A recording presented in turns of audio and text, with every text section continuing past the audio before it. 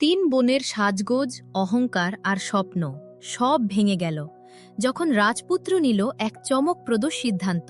ছদ্মবেশে সেই দিন আমার পিতাই এসেছিল, আর এটা তারই সিদ্ধান্ত। রামপুর গ্রামটি ছিল খুব শান্ত ও সুন্দর।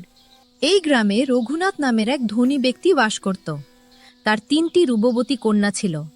তাদেরকে নিয়ে রঘুনাথের খুব অহংকার ছিল। আমার তিন কন্যা এই গ্রামের মধ্যে সব থেকে সুন্দরী। বাবা, আজ বাজারে যাব, আমার মেকআপের কিছু জিনিস কিনতে হবে। হ্যাঁ বাবা, আমারও কিছু গয়না কেনার আছে। বাবা, আমি আজকে একটু পার্লারে যাব। বাবু, সকালে জলখাবার তৈরি হয়ে গেছে। এই মেয়েটির নাম মায়া। মায়া রঘুনাথ বাবুর বাড়িতে কাজ করে। তার স্বভাব ও ব্যবহার খুব ভালো। একদিন রঘুনাথ বাবু বাজার থেকে ফিরে এসে তার স্ত্রীকে বললেন, ওগো গিন্নি, শুনেছ? রাজামশাই তার একমাত্র ছেলের বিয়ের জন্য পাত্রী খুঁজতে আমাদের গ্রামে আসছেন। ও মাটাই নাকি?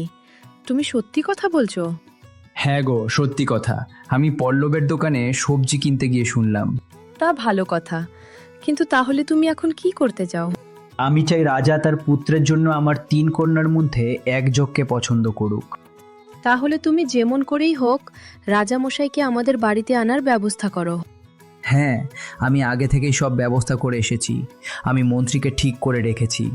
রাজা এলেই প্রথম দিন আমাদের বাড়িতেই থাকবেন। রঘুনাথ যখন মহারাজের আসার কথা তার স্ত্রীকে বলছিলেন, তখন বড় কন্যা লাবণ্য বাইরে থেকে সব কথা শুনে নিয়েছিল। এই তোরা শুনেছিস? রাজা তার পুত্রের বিয়ের জন্য পাত্রী খুঁজতে আসছেন আমাদের গ্রামে। ও তাই নাকি? রাজামশাই আসছেন। আমি তো দেখতে খুব সুন্দরী, তাহলে মনে হয় রাজামশাই আমাকেই পছন্দ করবেন। আমি তোর থেকে বেশি সুন্দরী। দেখব রাজা তার পুত্রের বউ হিসাবে আমাকেই বেছে নেবে। আমি তোদের সবার থেকে দেখতে ভালো, আমাকেই রাজামশাই তার পুত্রবধূ হিসাবে বেছে নেবে, দেখবি। শুনেছি রাজামশাই ও তার পুত্র দুজনেই খুব দয়ালু ও ভালো মানুষ। তুই কাজের মেয়ে, তাই তুই কাজের মেয়ের মতোই থাক। রাজা তার পুত্র, এদের নিয়ে কথা তোর মুখে মানাই না। রঘুনাথের বাড়িতে উৎসবের প্রস্তুতি শুরু হয়ে গেল। এই মায়া, কোথায় গেলি? আমার মেকআপের জিনিসগুলো তাড়াতাড়ি এনে দে, রাজামশাই চলে আসবে। হ্যাঁ বড়দি, আমি এখনই এনে দিচ্ছি। কোথায় গেলি মায়া? আমার নতুন ড্রেসটা এনে দে তাড়াতাড়ি। হ্যাঁ দিদি, আমি তোমার নতুন ড্রেস এনে দিচ্ছি। মায়া, আমার গয়নাগুলো সবার আগে এনে দে, আমার অনেক লেট হয়ে যাচ্ছে। হ্যাঁ ছোট দি, তোমার গয়নাগুলো আমার কাছে আছে, এখনই দিচ্ছি। সবাই যখন ঘর গোছাতে ব্যস্ত, তখন এক ভিখারি আসে রঘুনাথের বাড়িতে। ভিক্ষা দেবে মা? এই নিন বাবা, এই খাবারটি গ্রহণ করুন। এখন তুই ঘরের কাজ ফেলে এই ভিখারিকে খাবার দিতে এসেছিস? এখন ভিক্ষা নেই, যা তুই এখন থেকে। আজ আমাদের বাড়িতে মহারাজা আসবে, আর তুই এসেছিস ভিক্ষা করতে? যা এখন থেকে। রাজার পরিবর্তে রাজপুত্র স্বয়ং নিজে এলো রঘুনাথের বাড়িতে। এটাই এই গ্রামের সব থেকে সুন্দর রঘুনাথ বাবুর বাড়ি। বাহ, বাড়িটা খুব সুন্দর। স্বাগতম রাজপুত্র। তোমার বাবা এলেন না কেন? আমার বাবা অন্য একটি কাজে ব্যস্ত আছেন, তাই তিনি আমাকে পাঠালেন। ঠিক আছে, বাড়ির ভিতরে চলুন। রঘুনাথ বাবু রাজপুত্রকে তার বাড়ির ভিতরে নিয়ে গেলেন। রাজপুত্র ঘরে ঢুকে প্রথমেই মায়াকে দেখতে পেল। এই মেয়েটিকে? এ হলো মায়া, আমাদের বাড়িতে কাজের মেয়ে। আমি শুধুমাত্র এই বাড়িতে কাজ করি। চলুন ভিতরে যাওয়া যাক। ঠিক আছে, চলুন।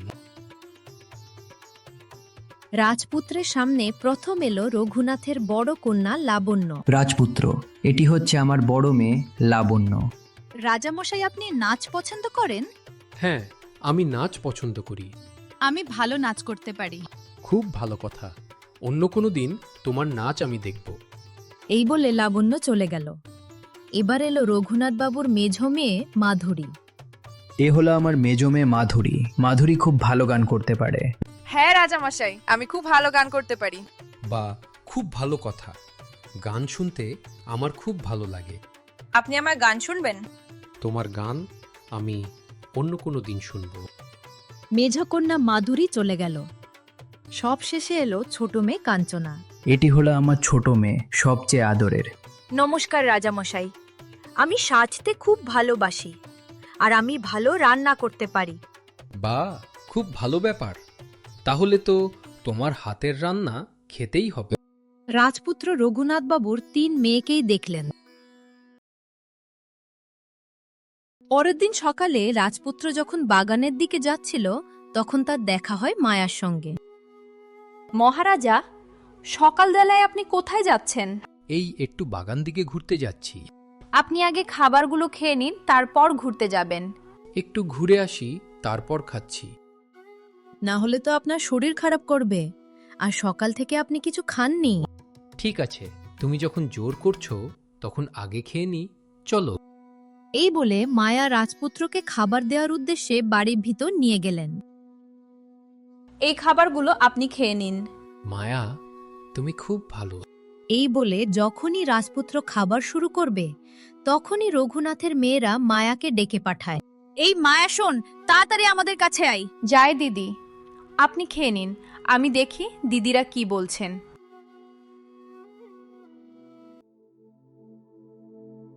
বলো দিদি। তুই ওই ঘরে রাজপুত্রের সামনে কি করছিলিস? আমি রাজামশাইকে খেতে দেবার জন্য গিয়েছিলাম। তোকে খেতে দিতে কে বলেছে? আমরা তোকে বারণ করেছি না রাজপুত্রের সামনে যেতে। আসলে রাজপুত্রর খুব খিদে পেয়েছিল, তাই দিলাম। সে কথা তোকে ভাবতে হবে না। রাজপুত্র তো আমাদের অতিথি, তাই। থাক, বাদ দে। তুই আর রাজপুত্রের সামনে যাবি না। মায়া চুপ করে রইল। সবাই মিলে মায়াকে খুব অপমান করতে লাগলো। মায়াকে রাজপুত্রর খুব ভালো লেগে গেল। মন্ত্রী, তুমি লক্ষ্য করেছ এই বাড়ির কাজের মেয়ে মায়াকে? হ্যাঁ রাজামশাই, মায়া অনেক কাজ করে। ও খুব ভালো মেয়ে। তার আচার আচরণ সবকিছুই খুব ভালো। হ্যাঁ, সে সবার খুব যত্ন নেয়। তার ব্যবহার খুব ভালো। আমার মায়াকে খুব ভালো লেগেছে। আমি মায়ার সাথে কথা বলতে চাই। নিশ্চয়ই, আমি আপনার সাথে মায়ার কথা বলার সব ব্যবস্থা করে দেব। মায়াকে রাজপুত্রর খুব ভালো লেগে গেল। রাতের বেলায় রাজপুত্র যখন বাগানের হাঁটতে এলো তখন রাজপুত্র মায়াকে বাগানের গাছে জল দিতে দেখতে পেল। মায়া, তুমি এখানে কি করছো? রাজামশাই, আমি ফুল গাছে জল দিচ্ছি। তুমি খুব পরিশ্রমী। সারাদিন তুমি কাজ করো। কাজ তো আমাকে করতেই হবে। আচ্ছা, তোমার বাড়িতে কে কে আছে? আমার বাড়িতে কেউ নেই। মা অনেক ছোটতে মারা গেছে, আর বাবাও বাড়ি থেকে চলে গেছে। নিজের বলে আমার কেউ নেই। রাজপুত্র বুঝতে পারলেন তিনি মায়াকে পছন্দ করেন। মায়া, তুমি খুব ভালো। আমার তোমাকে খুব ভালো লাগে। আপনি আমাকে লজ্জা দিচ্ছেন। সত্যি বলছি আমি। আমি একটা কাজের মেয়ে, আর আপনি রাজকুমার। তাতে কি হয়েছে? ঠিক আছে রাজকুমার, আজ অনেক রাত হয়েছে। মায়া চলে গেল, কিন্তু রাজপুত্রর মনে মায়ার কথা রয়ে গেল। পরের দিন সকালে রাজপুত্র তার নিজের বাড়ি ফেরার জন্য তৈরি হয়ে গেল। রাজপুত্র বাড়ি যাওয়ার আগে যদি বলে যেতেন আমার কোনো কন্যাকে আপনার পছন্দ হয়েছে তাহলে খুব ভালো হতো। হ্যাঁ রঘুনাথ বাবু, বলবো, তবে আমার কিছুদিন সময় লাগবে। আমি বাড়ি গিয়ে পিতার সাথে আলোচনা করে জানাবো। সময় হয়ে গেছে, এবার চলুন আমরা বাড়ির উদ্দেশ্যে রওনা দিই। ঠিক আছে রাজপুত্র, তাহলে কিছুদিন পর জানিয়ে দিয়েন। তারপর আবার বিয়ের সব আয়োজন করতে হবে। রাজপুত্র চলে গেল তার নিজের বাড়ি, আর রঘুনাথ বাবু অপেক্ষা করতে লাগলো রাজপুত্রের উত্তরের। 7 দিন পর রাজপুত্র আবার রঘুনাথ বাবুর বাড়ি এলেন। দ্বিতীয়বার রাজপুত্র রঘুনাথ বাবুর বাড়ি আসার পর তার মেয়েরা রাজপুত্রকে আকৃষ্ট করার চেষ্টা করতে লাগলো। মহারাজা, আমি আপনার জন্য নাচ করব। না মহারাজা, ওর নাচের থেকে ভালো আমার গান শুনুন। ঠিক আছে, আমি সময় করে একসাথে তোমাদের গান ও নাচ দেখব। নাচ গানের থেকে ভালো আমি রান্না করতে পারি। আমি আপনার জন্য কি রান্না করব বলুন? থাক, তোকে আর রান্না করতে হবে না। তুই রান্না করলে আর মহারাজকে খেতে হবে না। তুই যা রান্না করিস, আর আমার মুখ খোলাস না।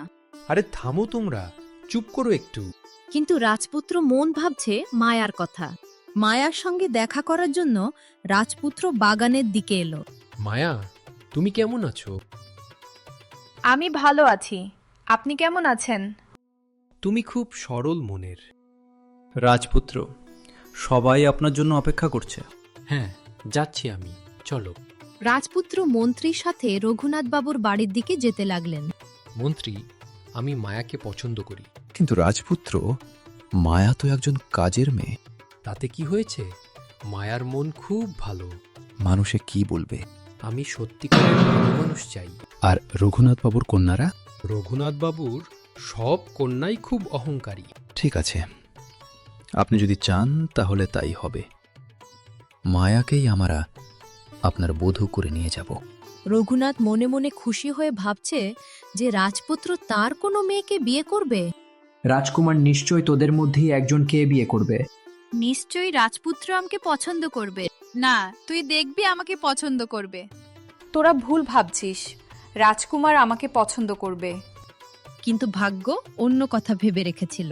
রাজকুমার হরিনাথের ঘরের ভিতর এলেন আর তিনি ঘোষণা দিলেন যে তিনি তার জীবন সঙ্গিনী বেছে নিয়েছেন। আমি আজ বলতে চলেছি আমি কাকে বিয়ে করব। বলুন রাজকুমার। আমি খুব উত্তেজিত। আমিও খুব উত্তেজিত। আমি সিদ্ধান্ত নিয়েছি। কে সেই ভাগ্যবতী? নিশ্চয়ই আমি।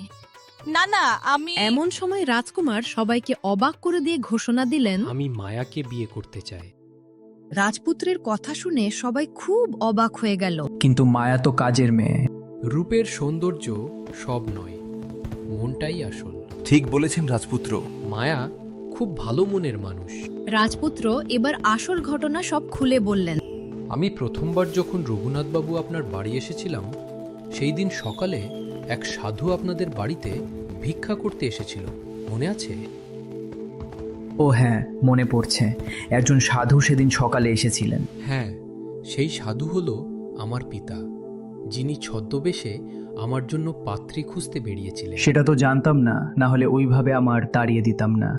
সেই কারণেই তো পিতা ছদ্মবেশ এসেছিলেন, আর সেই দিনই তিনি মায়াকে পছন্দ করে গেছেন। তারপর বাবার কথা মতোই আমি মায়াকে দেখার জন্য আপনাদের বাড়িতে আসি। কিন্তু আমি তো একটা সাধারণ মেয়ে। আমার ও আমার পিতার তোমাকেই পছন্দ। ধীরে ধীরে রঘুনাথ বাবু রাজি হন। কিছুক্ষণ পর তিনি বলেন, যদি আপনার এটা ইচ্ছা হয় তাহলে আমিও রাজি। আপনি সত্যি বলছেন? হ্যাঁ মায়া। আজ রাজকুমার ও মায়ার বিয়ে। চারদিকে খুশির হাওয়া। আমরা ভুল করেছি। আমাদের সবাইকে ক্ষমা করে দিও মায়া। মায়া, তুমি খুশি তো? আমি খুব খুশি। আজ থেকে তুমিই আমার রানী। ধন্যবাদ রাজপুত্র। আজ রাজ্যে আনন্দের দিন। অবশেষে রাজপুত্র ও মায়া বিবাহ বন্ধনে আবদ্ধ হলেন।